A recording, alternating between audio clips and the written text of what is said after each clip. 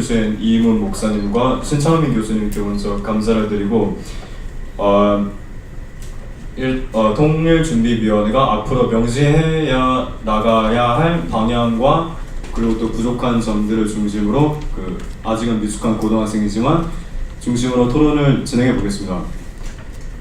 신창민 교수님께서는 통일은 대박이다라는 저서에서 우리가 무력이 아닌 방법으로 통일을 이루어내려면 국제경제학 이론의 한 단면으로부터 시작된 R 이론의 제기하는 바에 따라 정경분리 구도를 남북관계 저편에 정착시키고 북한의 일반 주민들을 대상으로 민심을 끌어오는 수준을 밟아나가야 한다고 언급하셨습니다. 또한 R연의 핵심 내용은 우리가 북측을 대함에 있어서 기본적으로 북한의 정권과 그 치하의 피지배층의 일반 주민들을 개념적으로 분리하여 우리의 상대방을 둘로 나누어 놓고 보는 것이고 남북 경제 교류 협력이 수시로 변하는 정치 상황과는 무관하게 경제 논리에 따라서만 지속되어 나갈 수 있는 정경분리 구도를 정착시켜야 한다고 말씀하셨습니다. 북한은 현재 세계에서 유례없는 독재적 체제를 유지하는 실정에서 북한의 권력층과 일반 주민들을 분리하여 일반 주민들의 민심이 우리를 향할 때 통일이 가능하다는 말씀은 지당하신 말씀이라 생각하고 있습니다.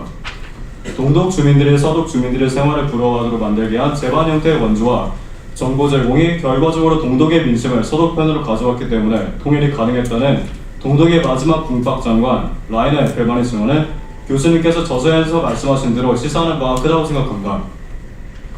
북한 주민들의 민심이 우리를 향해 하게 되면 우리 민족 전체의 결집된 의사가 대외적으로 표시되어 우리 민족 주도로 통일을 이룩할 수 있는 바탕과 명분이 마련될 수 있다고 굳게 믿어 신청하십니다. 교수님께서는 이번 세미나에서 실사구시적인 차원에서 북한 주민들을 통하여 통일 동력을 축적해 나가자는 말씀과 통일은 북한 주민들 스스로 선택하는 길을 통하여 오도록 하는 길밖에 없다라는 말씀하셨습니다. 이러한 과정에서는 1차적으로 북한 권력층의 반대나 저항을 극복해야 할 것으로 생각됩니다. 북한 권력층이 그들의 정권과 특권 유치를 위태롭게 할 상황을 좌시하지 않을 것이기 때문입니다. 북한 정권이 세계에서 유례없는 폐쇄 정책을 고수하고 있는 실정에서 북한 권력층의 반대나 저항을 극복하고 북한의 일반 주민들에게 우리의 뜻을 효과적으로 전달할 수 있는 방안은 통일준비위원회가 앞으로 명시해 나갈 부분 중 하나임은 분명하다고 생각하고 있습니다. 통일 이전에 동독 역시 차단 정책을 추진하여 서독의 사회 경제적 영향력을 차단했다고 알고 있는데 앞으로 통일준비위원회도 이런 부분에서 많은 노력을 기울여야 된다고 저는 생각하고 있습니다. 한편으로 우리의 통일은 한반도를 둘러싼 국제정세와 밀접한 관련이 있다고 생각합니다. 한반도의 분단은 냉전체제 하에서 미국과 소련의 대결이라는 국제적 속성이 민족 내부의 좌우이념 대립과 결합된 산물이고 이는 제1차 세계대전과 제2차 세계대전의 책임 추궁 성격이 강한 독일 분단과 성격을 달리하지만 국제적 속성이 강하게 자리하고 있다는 점에서 공통적이라는 설명을 드린 적이 있습니다.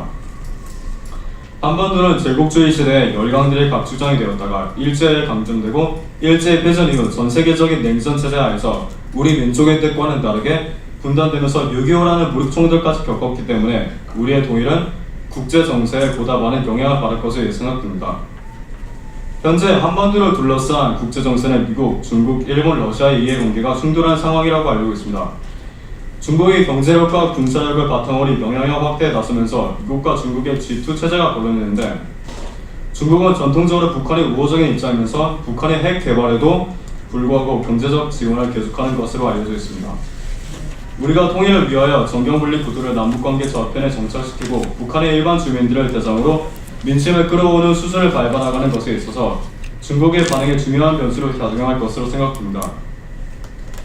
중국의 한반도에 대한 이해관계가 경제적 이해관계에 국한되지 않을 것이고 미국, 일본, 러시아도 마찬가지라고 생각됩니다. 정경분리 구도를 남북관계 저편에 정착시키는 것이 궁극적으로 우리의 통일을 위한 준비인 이상 주변 국가들이 경제적 이해관계의 관점에서는 바라보지 않을 것이므로 이러한 준비 단계에서도 한반도를 둘러싼 국제정세에 대처하는 방안이 중요하게 다루어져야 할 것 생각됩니다. 정경분리 구도를 남북관계 저편에 정착시키는 과정에서 주변 국가들에게 미칠 영향과 그들의 반응에 대해 어떻게 예측하시는지에 대해서도 통일준비위원회에서는 명시해야 될 것입니다.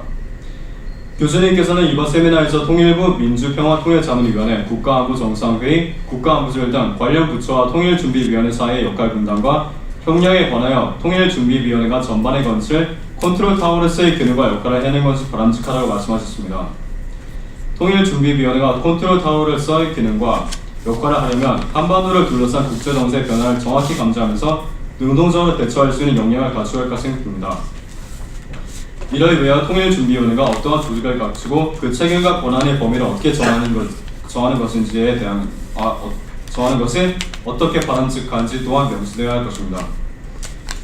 마지막으로 미숙한 고등학생이 좁은 시각으로 말씀드려서 기회를 주셔서 감사하고 이번 토론을 마치도록 하겠습니다. 감사합니다.